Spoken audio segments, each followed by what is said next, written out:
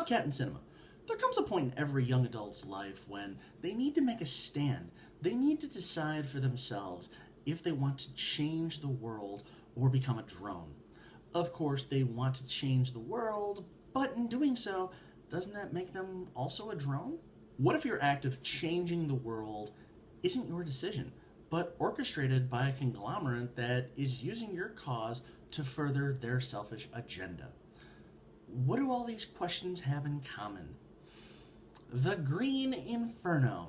Now, this is a love it or hate it kind of movie, and for most people, for fans of the old school cannibal movies, it's lackluster. Of course, this is Eli Roth's homage to Cannibal Holocaust, the only film in cinema history that had to prove in front of a federal court that they didn't kill off their actors, which is by far one of the most disturbing films ever made and difficult to watch due to the on-screen animal deaths. This was a movie made for sheer shock value, and it actually does shock. Green Inferno, on the other hand, tries. What propelled Green Inferno was its controversy, some saying it exploited the indigenous people, whom Roth gave them a boat, so he did pay them, but an online petition was floating around the net.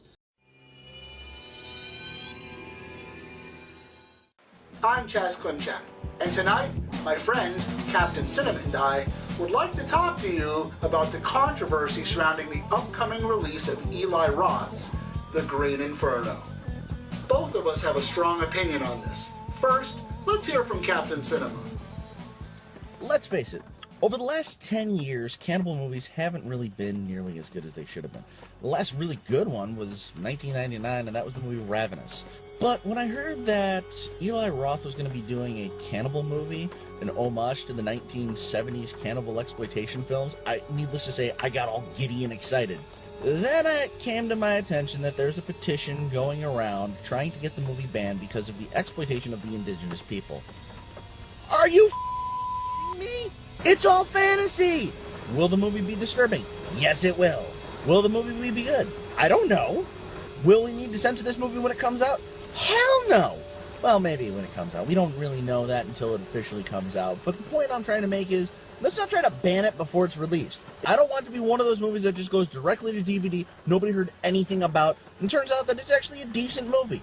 It actually looks good. It looks scary. And that's what I'm counting on. I mean, come on, big deal. So the movie's about cannibalism. Doesn't mean we're going to run out and eat people.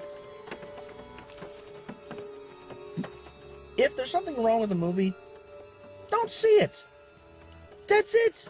It's as plain and simple as it goes. Don't see the movie. If you have a problem with it, don't see it. Just say, hey, I don't want to go see it. No one's going to argue. But don't try to make it so other people can't see that movie. Come on, I don't tell you what type of food to eat. Don't tell me what type of movies to watch. In closing, if you see a petition flying around saying, get Green Inferno to be banned, don't sign it. It's just some moron who wants their 5, 10, 15, internet fame. Don't do it. Don't give in to them. Please. Thank you. I entirely agree with Captain Cinema. So I'm not going to waste my time giving you my opinion, but I'm going to tell you why it's my opinion, because that's what I think's important here. I have no problem when a television network decides to pull a program from its roster, nor do I have a problem when a DVD distributor decides to drop a title, simply because it's that organization's right to do so if they feel that that product is going to be controversial to a point where it's going to offend people and affect their sales. Protesting the release of The Green Inferno is a little different. If cinema chains decide they don't want to show The Green Inferno simply because they don't want to, that's fine. But when you have special interest groups lobbying for theaters to decide what's going to be put before my eyes to see based on what they feel is moral, I have a problem with that, and here's why. The MPAA rates these films. If The Green Inferno is released with an NC-17, which is the equivalent of what an X used to be, all kinds of restrictions come with that. They will not be able to advertise on television, in newspapers. You and your children won't even have to look at ads for the movie if the MPAA decides that it's that disturbing. I think that's fair enough. And let's face it, most of the time the filmmaker bows to the pressure and cuts the film so it gets an R. That way he can at least market it to an audience. So this losing your head over this kind of film, it's not the same thing as Something Weird Video deciding to pull 2,000 Maniacs from their roster, which, by the way, the movie was not banned. It is legal for you to own. It's nothing to get excited about, other than the fact that it's going to cost you a little more now until it's in print again. In the grand scheme of things, is it that big of a deal? Thanks for listening to our opinion, and make sure you like our Facebook pages. We'll be talking to you again soon. Stay well, creeps.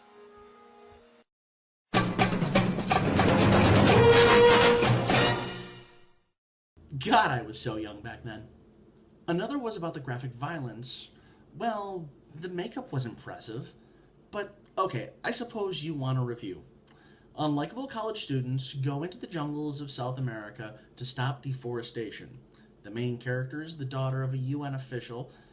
The leader of this adventure decides to use her to his advantage. Once there, they make their way through the Amazon. It's here that we get to see one of the spy kids partially nude. Nope, it's not Alexa Vega. So the activist leader sets up the main character, almost getting her killed. On the flight back, the plane crashes and the survivors are taken captive by one of the lost tribes of the Amazon. You know what? I'm going to turn it over to my contact in the Amazon.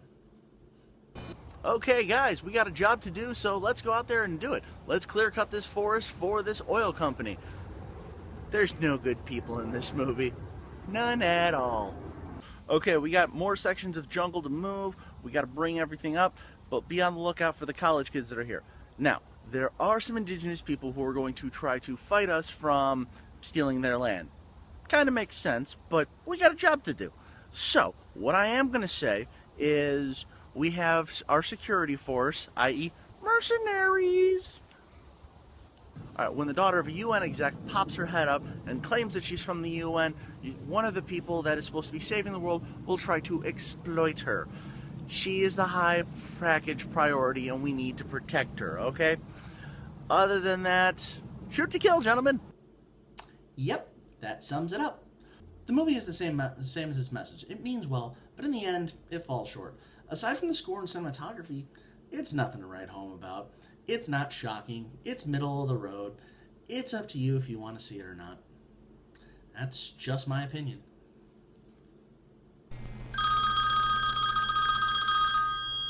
Hello?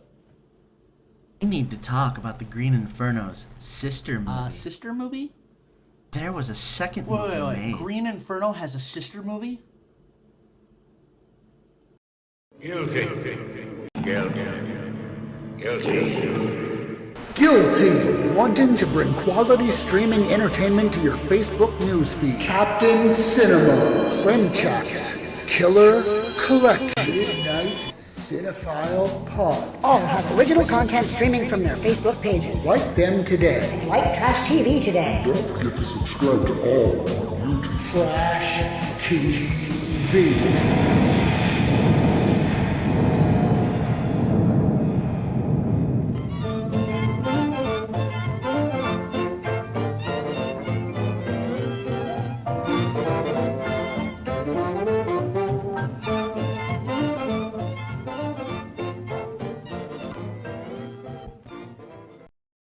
Hi, I'm Captain Cinema, and it should be no surprise to you that I love movies and have pretty much a ton of posters. So the question I gotta ask would be, who here wants to win this Green Inferno poster directly behind me? That's right, I am holding a promotion. The 600th person to like the Captain Cinema Facebook page will receive a free Green Inferno poster. Good luck!